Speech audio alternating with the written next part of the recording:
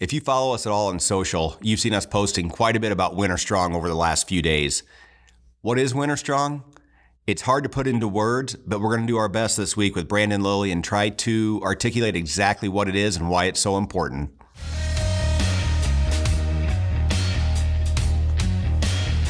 This is the No Excuse to Miss podcast. Welcome to the No Excuse to Miss podcast. I am your host, Scott Volquartsen, and this week we sit down with my good friend, Brandon Lilly. Brandon was the guest on the very first podcast we did. It was actually episode 2, but he talks about his story, which is incredible.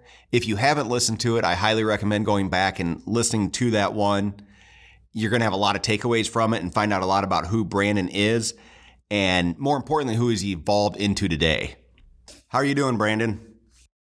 Man, I'm really good. Kind of been a whirlwind couple of weeks between WinterStrong and then we had some installs down at Fort Campbell this week that needed to get done and wrapped up and finished. And you know, it's been a hard charging couple of weeks. But usually when I'm productive, it lends to more productivity. So I'm kind of fired up for the next few weeks. It's crazy how that works, and it sounds like you guys have had all hands on deck down at Sorinex. You know. Yeah. It's one of those things, you know, we do really, and you saw it down at WinterStrong. We really do get the most juice for the squeeze out of all our people. I mean, we have just a phenomenal set of people that are very loyal, very dedicated. And I just think that if it weren't for that, you know, it being a metal industry product as far as exercise equipment, we really could have seen some blowback through COVID, but honestly, our guys just tightened up and got the job done over and over and over again. So again, it's a testament to all the people that Bert has cultivated, but we really do have some of the best people on the planet, just as far as their willingness to work, their eagerness to go outside of their job description to do whatever needs to be done. And I don't know of any company that will really thrive in hard times unless you have that kind of culture. Oh, I completely agree. And it's absolutely necessary. You know, and we see that even internally is things are going well, or things go well when everybody's willing to hop in and do above and beyond what their normal role is. Yep. Well, you know, and like your guys are awesome. I mean, you know, I've been around you guys, not everyone, but, you know, from just the ladies that you have working with you to the guys that like Marty and Chad and those guys. I mean, everybody that I've met within your company, and this is cool across a lot of the companies that associate with Sorinex, you just feel like, and I'll say our kind of people in quotations, but I see the same type of productivity and kind of mindset in what you do and how we do things. So, I mean, I think more and more, you know, you can kind of get down about the way things are and say that, you know, this younger generation, this and that and whatever. But really and truly, if we keep kind of cultivating the right people and show people how to do things and bring people into the fold, I mean, that's our responsibility to help people grow and to help these younger people see a better way. I mean, that was one of the big kind of upsets for me was that last week my son couldn't come down to WinterStrong. We were talking about the ice storm before this recording started. I really wanted him to see more of what I do. I mean, he sees it and he kind of associates it with like dad gets to do a lot of cool stuff, but to really have him there and understand it's not just the cool stuff. It's work and it's effort and it's people. And those are the lessons I'm really trying to pass on to him. But, you know, I try to surround myself, which by proxy means I try to surround him by the right kind of people that are doing big things and challenging themselves. Because I've told him over and over and over again, for his group of peers, if he just exudes effort and willingness to go and work, he'll outshine his peers 10-1. You know, it's just, I don't know why I feel such a calling in that direction these days, except for the fact that I've identified, you know, people just don't want to work. And, you know, I want to instill that in my son because my dad really pushed me to work. You know, I would go to work with him on Saturdays. We'd get up at 4 and I'd go to the warehouse with him and work all day. So it's been something that I hated when I was a kid, but it's paid off as an adult. And I'm trying to expose him or anybody really to the kind of culture. Like I keep saying that word, but it's such a powerful thing, man. Well, and I think, you know, you touched on WinterStrong, and we're just coming off that. It was just a few days ago. But that's one of the really unique things is all the different people, all the different companies that are involved with that. they really do share like a common vision or a common goal. Mm-hmm. And it was amazing to me that we were down there and, like the divisiveness of the world kind of just went away. Yep. And I guess, I was just going to ask, I always get asked, like, what is WinterStrong? And I have a really hard time putting it into words. You and me both. How would you describe it if you could? Well, I think the overwhelming or the overreaching idea behind WinterStrong is to have a collection of people that are outdoor enthusiasts that may have, you guys are more on the firearm side, but we also bring in bows and we also bring in fire starting. We also bring in, mapping and tracking and recognition of where an animal might be. And it's really just an education process because for me, if I give you a task, let's say bricklaying, if you don't know how to do that, it's going to be a very, very difficult task for you to do, let alone enjoy. So teaching people how to involve themselves more in the outdoors, exposing them to more things. You had a few people that had never fired a pistol before or fired a rifle before. So those people cross the threshold into really, an endless pursuit if they want to now. They now know that they can. They learned on some of the best pistols and rifles in the game. And I think that's a credit to what we try to cultivate is we don't just want people there to necessarily just say, hey, this is a pistol, shoot it. You have an invested interest in teaching people about your firearms because you've dedicated your life to that. So that's the kind of people that we try to bring in to share their passion, to share their vision of what the outdoors can be under the umbrella of Sorinex Outdoors, along with, it's probably one of the best, and it's not necessarily a bonfire, but I would say a bonfire type atmosphere where you've got food and you've got people around the fire and you've got stories being told and you've got emotions being shared. I was talking to Bob Queel, I think one of the most unique, interesting individuals I met last year.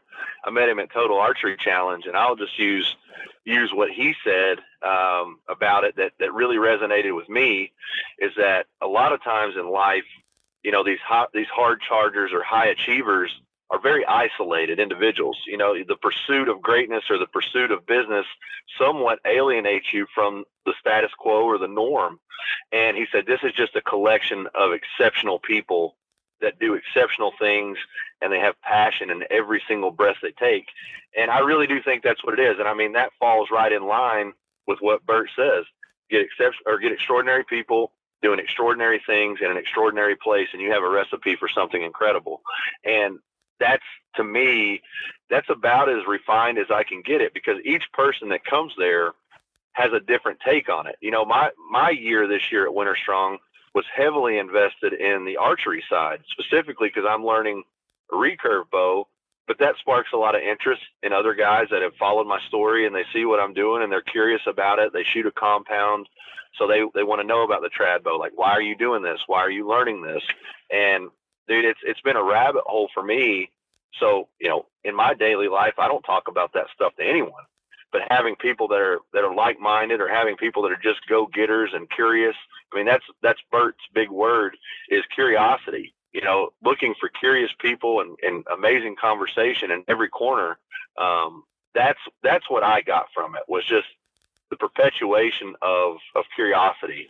I learned about people like Danny Bolton, for example, phenomenal individual that I've known for a few years, but Ricky's video kind of peeled back some of the layers. I was down there for 5 days with him before anyone else got there, and really just getting to know people and getting to invest in people, because that reciprocates. It comes just like you guys. You guys have invested in me by exposing me to events and places to travel and things to do and your firearms.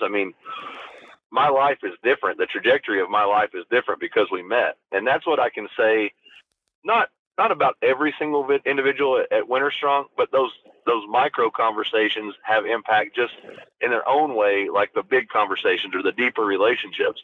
I don't think of all the people that I've met, there's not been anyone at WinterStrong that I'm like, I don't know why they're here. And that's one thing that's really, really special, I think, is Bert has managed to cultivate a community of people that, there's probably some people there that have ego, or maybe their ego needs a little bit of a reset. But that was me when I met Bert. My life was a very different life. My personality was a very different personality. And when I met Bert at SummerStrong, I walk in the door thinking I'm King Kong because I'm a big, strong power lifter. And then Bert introduced me to Judd Logan. He's like, "Hi, this is Judd. He's a 4-time Olympian." He introduced me to a SEAL Team 6 guy. He introduced me to a professional football player and then a professional baseball player. So when you walk in the door, you're either going to get your feelings hurt really bad or you're going to accept that you're a part of something bigger. And it took a little while for me to kind of grasp that this ain't the Brandon Lilly show. It really is about the bigger piece of the pie, or the collective. And WinterStrong just takes SummerStrong and it's a reduction sauce of the same recipe. I mean, just incredible people at every turn. So many people are vulnerable there. I don't know if the struggle and the challenge of some of the things that we do throughout the day, creates reflection and thought. And then as soon as you ask somebody how they're doing, they just spill their guts and the tears start coming. And it's not some sappy, sobby event, but those things happen. People have emotional reactions to what's going on there. And, it's not church, but it's kind of church for the outdoors. Well, and I think Josh Smith when he got up and did his impromptu speech Friday night, I think it kind of summarized what a lot of us think that are there. Yeah. As you look around and you see all these amazing people, like you said, NFL players, Olympians, world record holders, and Yep. And the way everybody checks their ego at the door, the majority of the people, you look around and you're like, why am I here? Yeah. Am I worthy to be here? Mm-hmm. Well, you think about it. I mean, and look at your client base. Look at your customer base. You have a full-fledged business, and you have a ton of loyal people, and then you're trying to dwindle that down to 200 or 150, whatever it is. And I mean, I'm sure that there are people that could have been there that didn't get an invite, and maybe in the future they will. And it's never an exclusionary thing. It's really just trying to cultivate and maintain that essence of what WinterStrong really is. And like I said, it's hard to put my finger on a definition of exactly what it is, because it's changing. It's fluid. It's whatever the people that form the collective really dictate it to be. I mean, we have stations for learning, and we have activities, and we have the competition, but it really is a product of kind of the emotional wave that everyone is on collectively. And I think, you see Josh Smith, he's a guy that I've been around, he's been through some really, really tough shit in his life.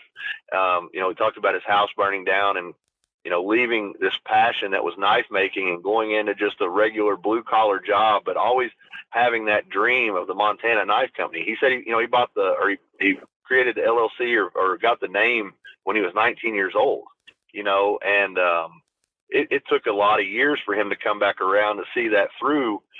And, to create a synopsis for everyone, that is the kind of people that I see. They have a vision of just this grandiose nature.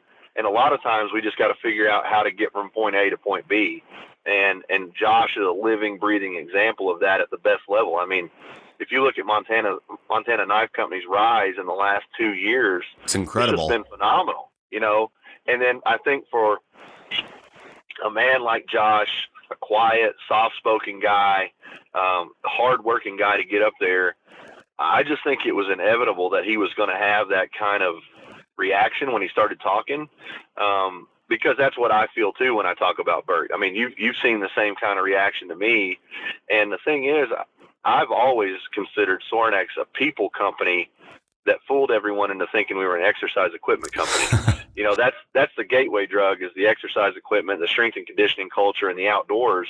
But really the gift of Sorinex is the people that we surround ourselves with, the people that we hire and maintain internally, but also just the community-driven nature of what we do. I mean, it's so reciprocating between, like, you guys share our stuff, we share your stuff. We prop you guys up and support you guys, and not prop you up in a sense that you need help, but it's the way it should be. It's a community-driven thought process and ethos to say, hey, it's a little bit easier if we all support each other, And that's the unique thing about it, is everybody down there wants to, it's not just lip service. They want to support and want to see other people succeed. Yep. And the interesting thing that I found, this is my third year down there, is it's one of the few places that you go to that, with all the accomplishments of so many different people there, you have to ask them what they do or what they're about, because everybody's so interested in everybody else and learning about them. Yep. You can be sitting there talking to a guy and be like, oh, so what do you do? And they're like, oh, I played in the NFL for 8 years or, whatever. Yep. But we're too many times we get into these places and everybody's so quick to talk about themselves and what they've done, and they want to talk about what they accomplished 20 years ago. Yep. But to me, this is such an environment of where you can be completely vulnerable and nobody's going to judge you. Right. If you break down, if you ask what from the outside world may seem like a very stupid question, there's none of that, like tearing people down like, oh, that was a dumb question. Right. Well, and I think that is the only way that really education succeeds in any front. If you make someone feel like they can't ask a question, or if the questions that they ask are irrelevant, I mean, think about the firearms, and from a manufacturer standpoint, there are things that you understand and know about tolerances and fit and finish that I will never ever have to consider as a gun owner. I will never have to know those things. I will never have to share those things. But in the process of you teaching me about your weapon or how to fire a weapon or whatever, there can be steps that are missed just because it's common practice for you. So the ability to have people that are willing to put that kind of superiority aside and really view themselves as kind of a constant, a constant beginner. I don't want to say that you act that way, but it's like your willingness to accept that everyone may not be at the level that you're at or I'm at or whatever. It really does lend itself to a breeding ground for understanding. I mean, as I used to say, there are no stupid questions, but that's not always true. As long as you're paying attention, because you usually don't have to ask the same question twice if you're really involved and engaged. And I think that's the kind of culture that we have there, is people, they may not even walk over to you at all if that's not their game, and that's fine. But I had people who were deep diving on archery, and I know 3 guys have bought recurve bows since WinterStrong, just based on the experience that I shared with them. Not saying I'm a teacher, but that moment where they drew the bow back for the first time, they anchored it to their face, and they shot, and it hit foam. You know what I mean? Like the same thing as somebody picking up a pistol for the first time and pinging steel. It's like, I can do this. I can actually do this thing. And in some way, shape, or form, your influence or your help on getting them at least across the starting line, it really does, like I said just a minute ago, it lends itself to beginning a journey that can go for a lifetime if they so choose. And I think that's one of the things that Bert has really prided Sorinex Outdoors on, is that idea of the thin air, deep water. Push yourself to those high levels, those marks of high achievement, and deep dive into everything that you do. And if you find out, 6 weeks in or 6 months in or 6 years in, that's not the thing that you thought it was, pivot, do something different, adapt it, change it. There's guys, like, I'm more of a pistol guy than a rifle guy. I love rifles. I just never had a lot of time behind one outside of 100 yards. Here in Kentucky, you don't have 500-yard fields or 800-yard fields like you do out in the Midwest or out west. So my experience was I can hit just about anything at 100 yards. So there was no need for me to delve much deeper until later on in my life. Now pistols, you can go 10 yards, 20 yards, 25 yards. 25 yards, if you're hitting steel with a pistol pretty consistently with just like iron sights or whatever, that's going to take some work and effort. So it just depends on what people's interests are. Like, I put the compound bow down this year to pick up a recurve. Still archery, still the same amount of time and practice. It's just a different iteration of what I want to do and challenge myself with. So I think that is a unique subset of what WinterStrong offers as well, is that the people that are picking these things up are typically people who will continue to pick these things up once they're gone. A lot of certifications or a lot of events, they're only doing what's available to them there, and that's where it stops. the people at WinterStrong are the type of people that will go home. They'll call you. They'll say, hey, I want a pistol or I want a rifle. They'll call me and they'll say, hey, what do I need to know about picking up a recurve bow or buying a compound bow or whatever? And that just repeats itself every year, over and over and over throughout the year. And it's something really special. And I don't know how to define it, and I don't know how to express it to someone outside of it unless they're there to feel it. And the one thing that I notice is like the instructors that come down, whether it's on the archery side, the firearms side, whatever it is, they're some of the best instructors you're going to find anywhere. Yep. But yet they can take somebody that has never fired a pistol, never fired a rifle, and they make it such a non-intimidating event to show them what it is. And I think it goes back to they're very confident that they know what they're talking about. Sure. They don't feel like they have to impress anybody. Right. So they're willing to meet that beginner where they're at, where sometimes you get in certain environments and people are so quick to want to tell them everything they know. Yep. To the new person or the beginner, that's too much many times. Yeah, and that's the thing too that I think where you guys are such an awesome fit is you guys are so dedicated to the 22, the 17, the rimfires, and that's a non-threatening way to learn about firearms and the safety of firearms and how to really use those things at a high level. I mean, like I told you, I've shot my pistols, my Volquartsen pistols, with every single member of my immediate family. Mom, dad, everybody has picked those up and shot those with excitement and joy. You hand my mom a 50 cal Desert Eagle, she's not going to have fun. That's not going to be a good fun time for her. But if she can go through 2 or 3, magazines of 22 and just have a fun time doing that and enjoy herself, well, guess what? Now that sparks interest for again, because I can do this. And I think that's why you guys are such a great fit. I think that's why those flu arrows and the snake bows that we have, they're just a very basic beginner entry-level bow that anybody can pick up, anybody can draw back, and anybody can experience what archery can be. So I think that's awesome, because we can always expand outward from here, but you got to get people excited about what they're doing. And then you also have to show them you're capable of this.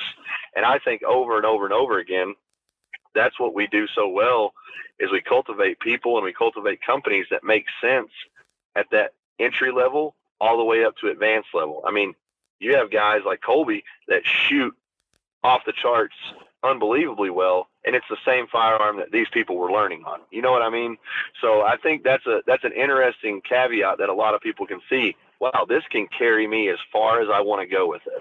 And I think that's what's really, really special is just the ability to help people navigate what they might be interested in that they don't know about, how they can learn more about it. And then you guys, I'm sure if anybody that was at WinterStrong sent you, Chad, Marty, anybody a message, they're going to get a dedicated, detailed, caring answer. They're not just going to get, yeah, here's my sales guy, call him up.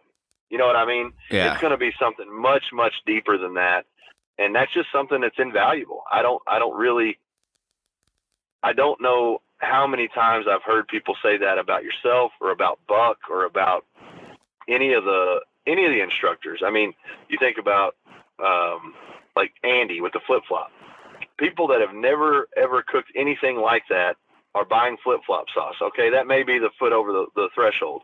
Well, maybe that same guy decides he's going to hunt something this year. Maybe he decides he's going to try a flip-flop himself. So nobody is coming home with this immediate, you have to be this amazing thing. It's like, I know that there will be people over the course of the year that will buy one of your firearms, or they'll buy some flip-flop sauce. And like I said, they'll go through the process of deepening their dive into whatever kind of experience they're looking for. And that's for me. I mean, I didn't enjoy hunting as much until I added the cooking aspect to it. Where did I learn that from? I learned that from Josh Smith. I learned that from Andy, Casey Bard. I mean, all of these guys that are doing that stuff, it's not like I just picked up a steak and was like, hey, I'm just going to make awesome steaks. You know, it was a 2-3 year endeavor just to figure out what I like about cooking a steak, how I can apply that to my hunt meat. You know, all of that stuff is just an ongoing process. And I really do feel like that is the magic, is we have people who will continue the journey. WinterStrong, to me, is a weekend, but the lessons continue on forever.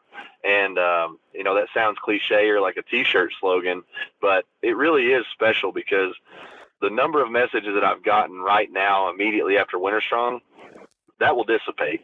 But the same people that are messaging me these questions will send me updates on what they're doing. And without fail, they will be a better version of themselves, whether on an accountability level, their skill set level, whatever it is. Next year when they come to WinterStrong, or next time I talk to them, I guarantee you they will have more confidence in themselves and more capable in the things that they can do. Well, and that's the one thing I even wanted to talk about, is like the lessons that you can take away from an event like this. The big one being accountability. It's easy, at least for me, it's easy to get caught in like a comfort zone of, oh, I'm pushing hard, I'm maximizing my time, I'm doing everything I can. And then you get around some of these people and you're like, wow, I can do more, I can be better. You look at that video of Danny Bolton. Yeah, that's a perfect example. Well, I got to shout out to Ricky too, because Ricky has really, Ricky Hartzog is just a guy. He's unassuming, he's young, he's kind of quiet, but one, he is pretty much organized and operated WinterStrong as like the head of that event. He lays out everything. He is the general, the field general of WinterStrong, but he's also an amazing photographer and filmmaker, and he's got such a passion for it. And I think he's been jockeying for more freedom to do some of that stuff. And I think the Danny Bolton scenario was just like a perfect fit, not only because, Danny is not a big name, well-known name at every dinner table. He's just a guy that lives it. And I think that he should be, and he could be, but this video really took a guy that encompasses what Sorinex, and specifically Sorinex Outdoors, is about. And then we got to tell his story in a video that Ricky really poured his heart out into. And I think that's the magic. We don't need the biggest names or the most known people, because if you dig into the people that we do have, and some of them are big name people, but if you dig a little deeper, you're going to find out. All the things that Danny does. He's a welder. He's a knife maker. He's a hunter. He brews coffee or grinds coffee. He built his own home. All of these things from a guy. Free dives. Yeah, he has 24 hours just the same as we do. Yes. And that's one of the things too. Like, to speak to what you're saying, I can get real cocky about, man, I'm doing a lot of stuff. I'm on the go. I'm on this. But am I actually maximizing those things? Am I actually utilizing my time? Am I working harder than I'm working smarter? And that was something that Danny and I really delved into. It's funny. It was Thursday morning at like 5 o'clock in the morning. And Danny got up to go to the bathroom, and we were staying in Bert's cave. And I heard him, and I just kind of got up to get a drink of water. And he comes in, and it's late night in Hawaii. So I think he was messaging his wife or something, and we just started talking. And, dude, we talked for 2 hours until Lucas and Andy woke up. And it was some of the best 2 hours that I had all week, because you've got a guy that, after I hadn't seen the video yet, but when you compare what you see on the video of this guy does everything well and he does everything perfectly, and then you talk to him at 5 o'clock in the morning and he's like, man, I struggle some days. Like, I wonder if I'm doing enough. I wonder if I'm actually doing the things I need to do to better myself and create a better life for my family. And it's like, holy crap, like, this guy is just like me. These are the same questions I ask myself. These are the same feelings I feel myself. And I think over and over, that is the telltale sign of a genuinely great person, is their willingness to continue to always self-evaluate. Am I doing enough? Am I doing the things that I should be for myself? Am I doing the things that I should be for my family, for my community, for my spirituality, for my emotional levels? Like, whatever it is, I think that's a double-edged sword sometimes, where that reflection builds growth. But if you challenge yourself too much, it can lead to a lot of self-doubt.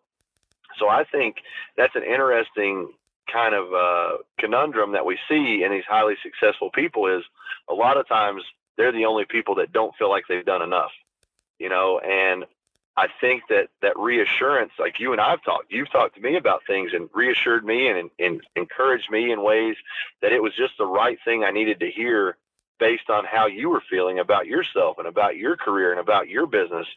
So I think it becomes somewhat of a group therapy session too, in that we're all okay. We're doing way better than the average Joe. We still have the same human struggles as the average Joe, but we're figuring it out and we're getting a little bit beyond that. And there's nothing wrong with average. That's part of the pie. But for guys like us and people like those at WinterStrong, average is never going to be acceptable for very long. You're either going to push very hard and get through and figure it out, or you're going to realize this isn't the thing for me and adapt and do something else.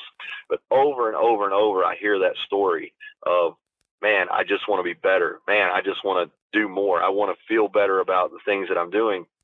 And they're already doing incredible things.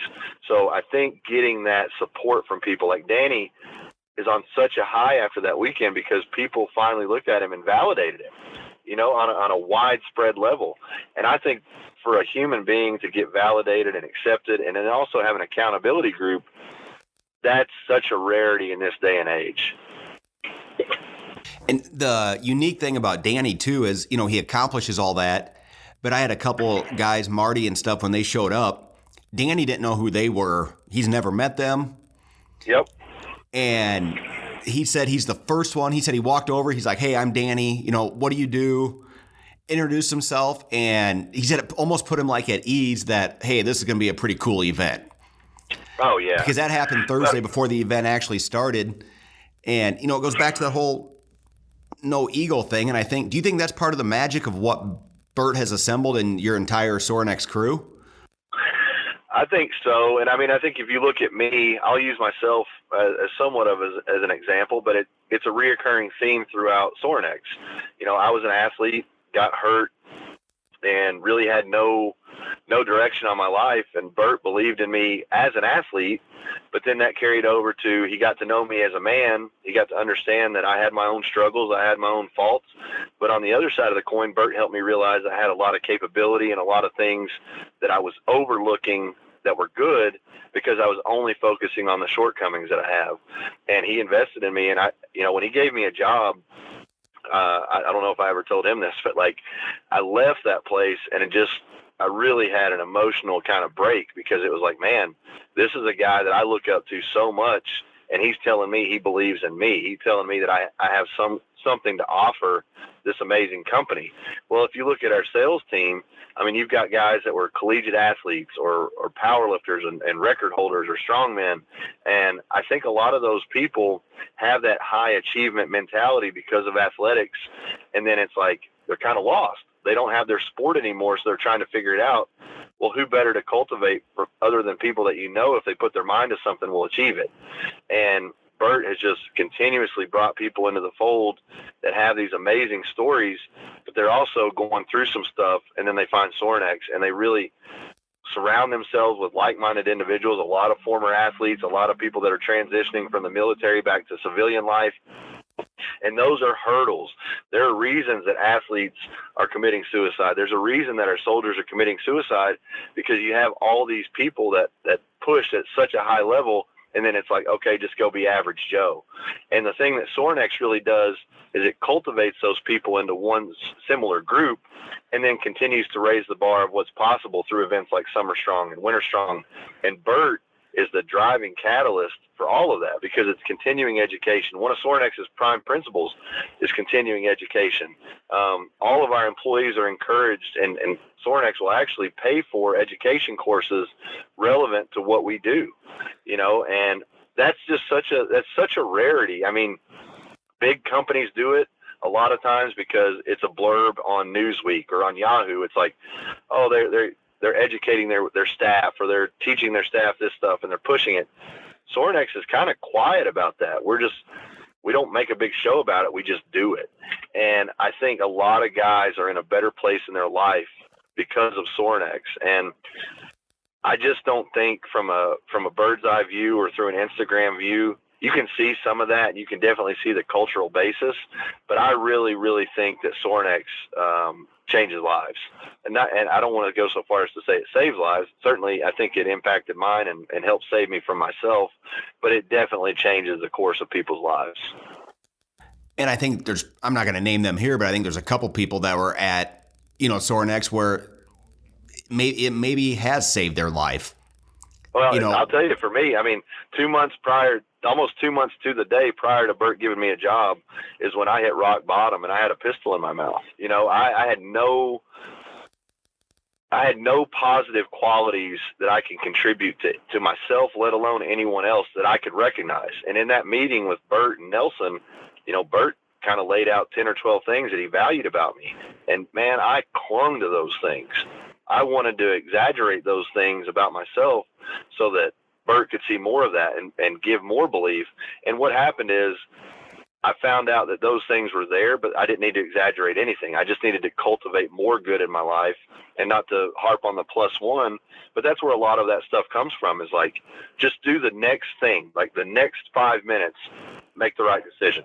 The next hour, choose the right thing. When you go to the store, buy the food that will make you better, not make you worse. And all of that stuff started to trickle out of me once I knew, hey, I've got a job that's going to allow me to pay my bills. I've got a job that's going to allow me to meet awesome people and be around great people. So I've got to improve myself so that I can actually maintain and belong here. And I think that is a theme, some more, some less, but I think across the board, that's a unanimous sentiment once you come into the fold. And I think you touched on something there too that Bert does so well, you do it so well, is not afraid to tell people the qualities that, or the values that a person possesses. For whatever reason, I think our society too often is afraid to compliment people, or is afraid to say, hey, you're really good at this, or thank you for doing this. Yep. But like in your case, when Bert said that to you, he maybe did, maybe he didn't know where you were at in your life. But, I think if we had more of that, you never know how you're going to hit somebody on that particular day. Yep. And it could be a life-changing compliment, or it could be a, whatever, by starting to show that you appreciate certain values in people. Well, I'll refer back to Bob Queel. So he's a guy I met at TAC. I'd never seen him before, had no knowledge of him. He was wearing a Rogue shirt, Rogue fitness exercise equipment. Yeah, Rogue Fitness. Thank you. I don't like those guys so much I don't even know I don't even know their name. But anyway, he was wearing a Rogue shirt. He was standing outside Josh Smith's booth at TAC, and anyway, he was like, "What's the deal with these guys?" And I told him, I was like, "Look, they're a great knife. They're super lightweight." And he was talking about Speed Goats, and that's one of Josh's brands, or one of his models for his knives.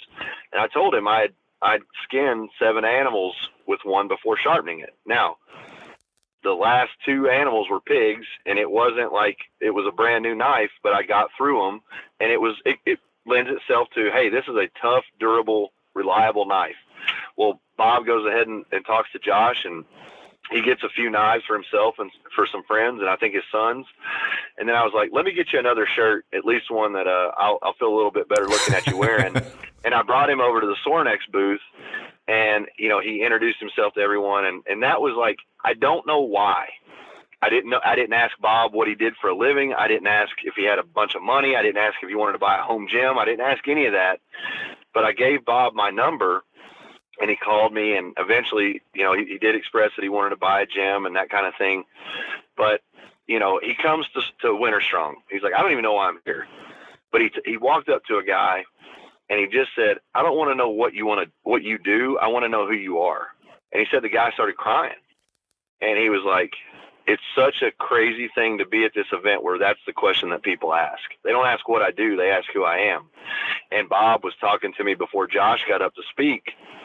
And I said, Bob, and he was telling me about that. He said, man, it's crazy how open people are and how free with their feelings and their emotion people are. And I don't want to mislead anyone into thinking this is like a sob and cry event. This is not that. It's just like every piece of the emotional spectrum is touched upon.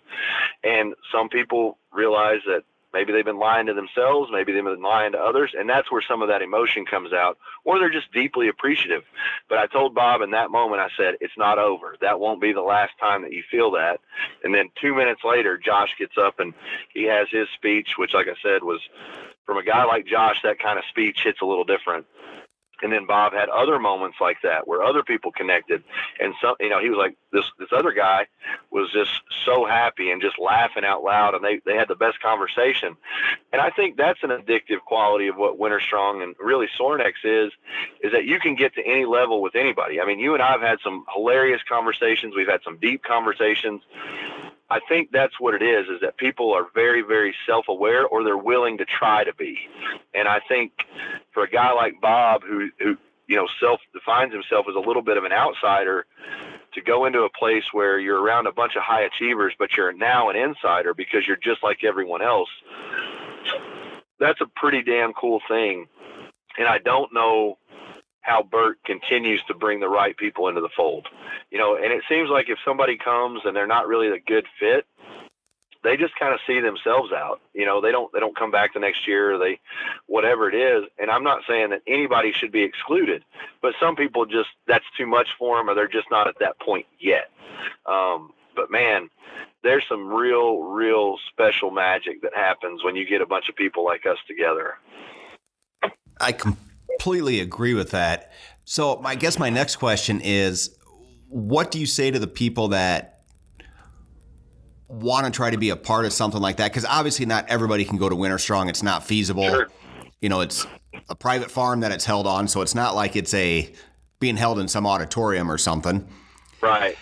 But like for people that are trying to find more accountability, more of that in their life where maybe their local community or their small town that they live in doesn't offer that? Yep. For me, I'll say this. I think, one, if somebody wanted to come to WinterStrong, that can't be your motivation. Because I know a couple guys, and I set some terms, I'll say, for a couple of guys that I know pretty well. I would love to see them at WinterStrong, but they're not really outdoors type people, but they had an interest in coming. So I just set down some goals for them. I was like, hey, start hunting. And they were already hunting, but they'd never had a successful harvest. And I was like, don't hunt because that's what the guys at WinterStrong are doing, or don't hunt because you think it'll get your foot in the door. You didn't start a gun company to come to WinterStrong, or you don't run a gun company to come to WinterStrong. You run a gun company and do it very well. So that is like, man, I want that guy to be here because he does things at a high level. And I think that's what happened for me at powerlifting. Is once I became a well-known powerlifter, I thought I had some obligation to stay a well-known powerlifter. So my focus shifted away from the purity of it, which was powerlifting, and it became more of a personality or tried to fit in with the club. What Bert, I know, is looking for is people that are doing it at a high level, whether the camera's on them or not. And people need to go back to that a little bit, because we live in such a culture where I use Instagram as accountability. I post a lot of my shooting for my bow and that kind of thing. But it's not necessarily from a standpoint of look at me. It's from a standpoint of I'm showing that every day it's a process. Every day it's accountability for me to make that post that I shot my arrows, I did the things that I was supposed to do, and that lends itself in some way to the culture that we're trying to do. It's not always flashy. It's not always the biggest and highest mountain. Sometimes you have to train on a hill so you can get to the mountain. And I think that's what a lot of people have lost in this day and age, is the purity of intention. Are you doing this because this is what you love, or are you doing this for the potential reward of what you're doing? And I think Bert really does a great job of seeking out people that would be doing what they're doing, whether there was an internet or whether there was a WinterStrong or anything like that. I think that's the driving force for Bert, is he just looks for curious, passionate, driven people that are living the life that they would be living regardless of the scope of media. Well, and to piggyback on that, it's a type of event that, like you said, you put keep yourself accountable, putting up videos on Instagram. But if it's something that you're not truly putting the work in, and you get surrounded by the type of people that go to WinterStrong, you're going to be exposed very quickly.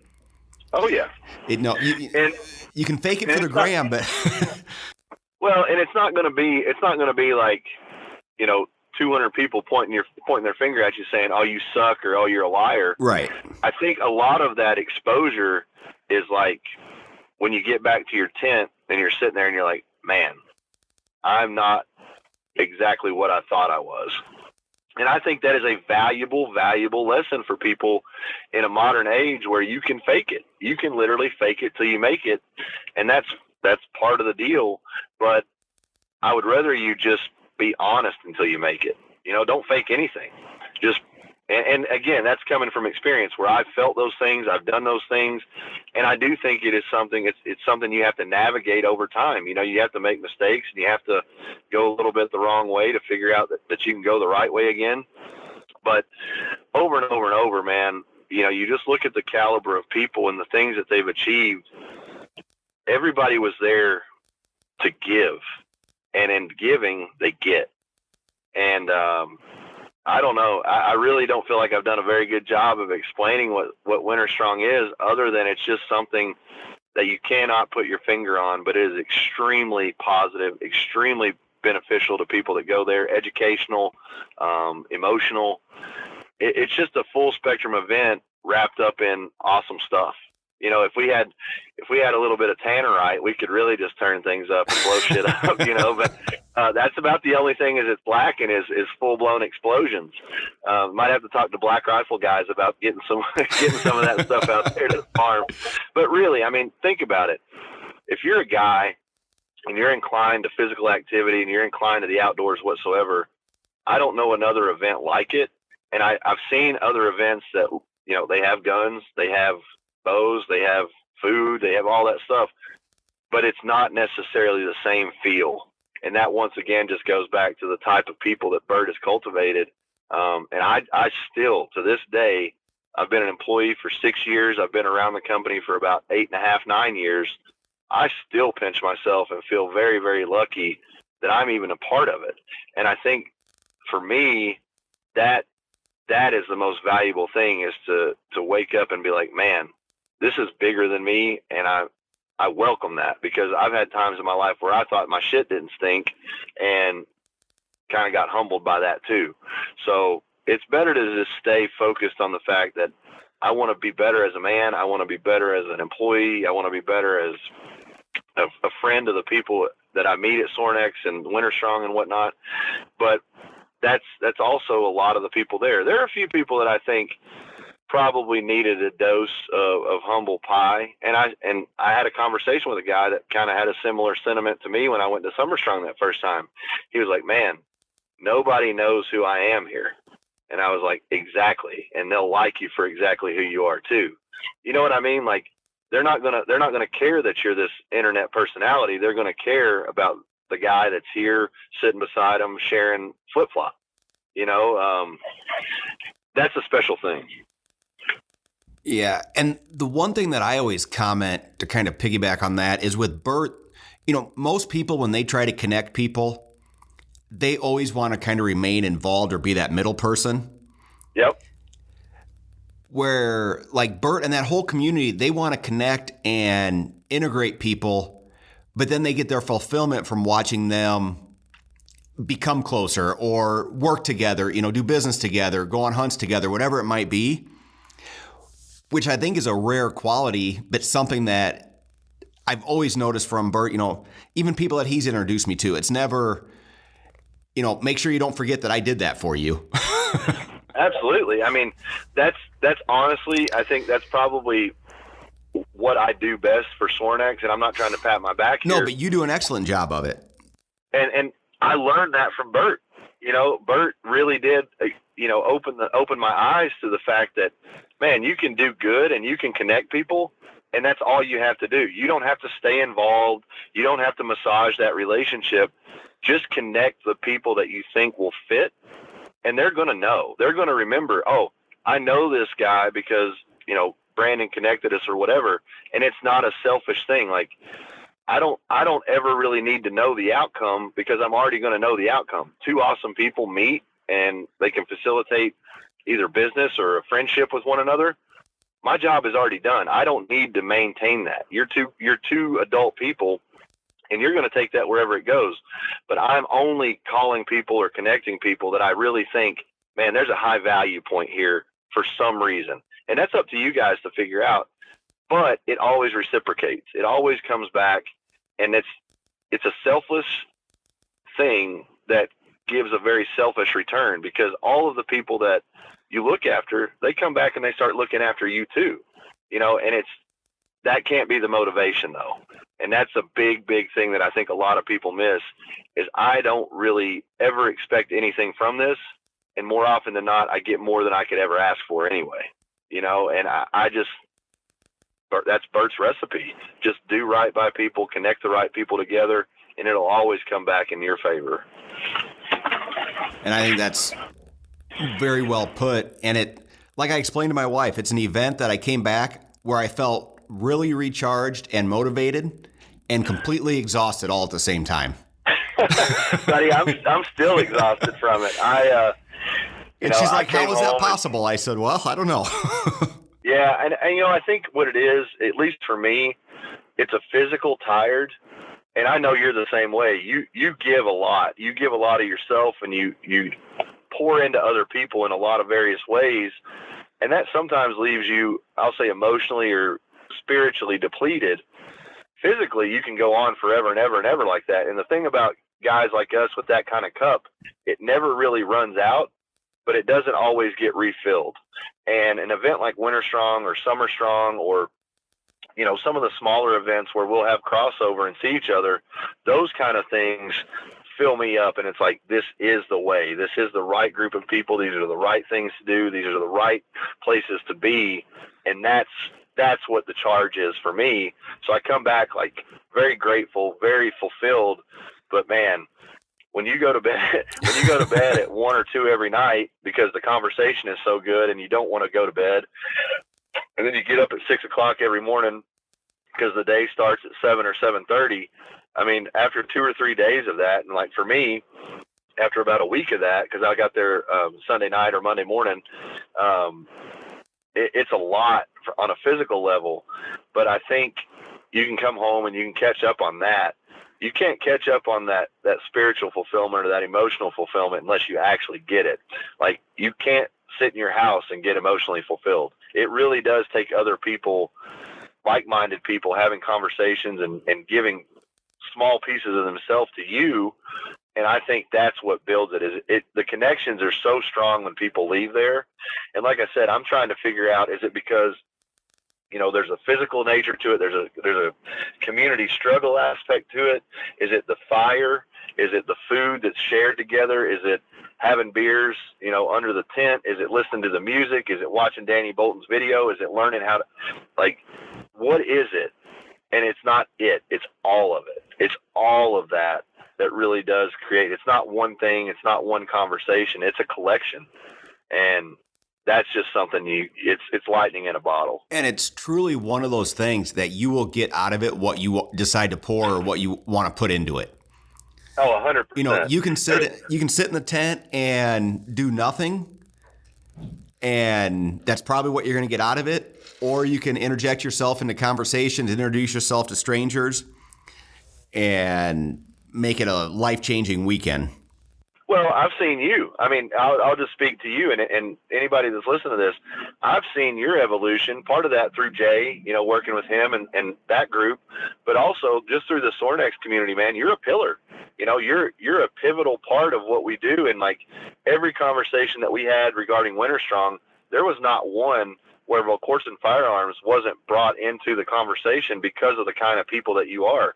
It's not just you, it's the people that you surrounded yourself with, and props to Chad for the work that he's done. I mean, when we met, I think Chad was just coming on, and then when we met down in Georgia for that photo shoot, I got a real sense of who he was, but I also think it takes a strong leader to empower the people around them. And that's what Bert does so well. That's what you're doing really well. And man, I've just seen so many changes in you. Hell, you're running a podcast, and like, you're a person that I would say is somewhat quiet and reserved in a lot of ways, but now you're taking that leadership role and driving the ship. I don't credit that all to Sorinex, but I definitely credit the fact that something has evolved in you and we've got witness to that, and we appreciate that so much. So I keep saying the same stuff over and over because it's a feeling I can't articulate. It really is something that is deeper than any one post could justify. I agree with that, and I know you're up against time here, but I don't know if we really clarified or articulated what WinterStrong is. But I think the one thing that I don't think we did at all. No, but I think the one thing you've done is stress the importance of like all the takeaways we had from it, of putting yourself in the right environment, surround yourself with the right people. And I'll finish with what Bert kept repeating all weekend. Find people that you can have curious, candid, and caring conversations with. Yep. And your life will be better. Absolutely. And, my dad said something, and I didn't take this advice for a lot of years. And, it's that old saying, when you're 16, your dad's an idiot. When you're 35, your dad knows everything. But, my dad always said, if you only put out good in the world and you only try to do right by people, you're going to have a hard time having a bad life. And I really do think that's true. I mean, bad stuff happens to good people all the time, but the overwhelming and the overarching collective of your life will probably be very good if you don't try to screw people over. You tell the truth, and you're honest, and you show up when you say you're going to. If you just do the simple good things over and over and over, and like you said, when you find somebody that's good, stay in touch with them, send a text message, send an email, make a phone call, FaceTime them, whatever it is, let those people know where they stack up in your life. And if you start cultivating one good person, I guarantee you they're going to introduce you to a second, and then a third, and a fourth, and a fifth. And pretty soon you're going to realize, man, I am the low man on the totem pole, but I'm climbing this thing, and that's just fine. Like they say, if you're the strongest guy in the room, or the smartest guy in the room, or the fastest guy in the room, you're in the wrong room, because you've stopped trying to climb that ladder. And I don't think that life should be a perpetual chase, but I do think that life should be a perpetual cultivation and analysis of what you're doing and who you're doing it with. And one thing I've learned regarding that is when you do surround yourself with those type of people, and then bad things do happen or problems arise, you have the right people around you that you can go talk to. And it's amazing how much easier it is to get through those tough times when you have the right people that you can be vulnerable with. You can go say, hey, this is what's going on in my life. Yeah. Well, I mean, you go to Josh Smith, he's a knife maker, you're a firearms maker. You're not going to have the same set of problems, but you're going to have the same set of problems. You're going to have employment questions. You're going to have growth questions. You're going to have profit questions. He's going through the same stuff too. And it's that like-mindedness or that similar situation. He might tell you 50 things to do. 49 of them could be completely wrong, but the one that sticks is like a golden egg, and I find that over and over and over again is when you really get to a point in your life where things are pretty good, you're not looking for the breadth of things. You're looking for that one thing to help you find the next step, to find the next place to put your footing so that you're sure-footed and you can go forward again. And that's what I think it is. I mean, to go back to that conversation with Danny, after watching that video and seeing him on Meat Eater and seeing some of the things he's doing right now, his star is rising. But at the same time, when he puts his head down on the pillow, he's like, am I enough? Am I a good man? Am I doing the right things? Those are the same questions that haunt me too, but I think it's the same questions that drive me forward. That's very well said. And I think that's a perfect way to close this. Brandon, I appreciate your time. I know you've been busy, so it means the world to us that you carved out an hour to be able to come on and talk to us. So, well, you guys have invested in me, like I said, and there's been plenty of times where you're just kind of drifting, and then you'll send me a message, or I'll see you guys in an event, and it's like, nah, this whole thing is really, really something bigger than me, and it's really something special.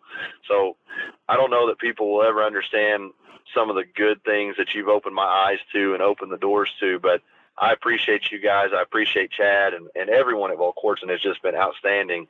And publicly, thank you for those chocolate chip cookies. I hate you for it. I hate you for it because I hate every one of them. But it's things like that, man, that mean so much. And I know you care about people greatly. And I just hope our relationships continue to grow. The ties between Sorinex and Volquartsen just get deeper and deeper. And I literally do think that through something like this, we're changing the world, and not maybe at an 8 billion people level, but man, if you change 200 hearts, that's going to impact some people when they go home. And I think that's what we're doing. And you're a tremendous part of that.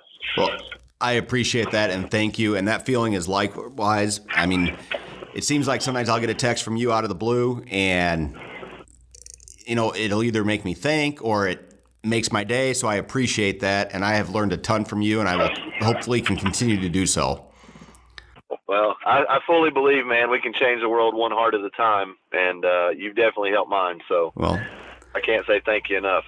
Well, thank you, and thank you guys for listening. I appreciate it. As always, if you have any questions, hit us up at podcast@volquartsen.com.